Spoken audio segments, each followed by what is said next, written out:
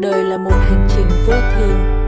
Ta đến thế gian này bằng hơi thở đầu tiên, rồi rời đi trong lặng lẽ, mang theo duyên nghiệp đã tạo nên suốt một kiếp người. Trong dòng chảy sinh diệt ấy,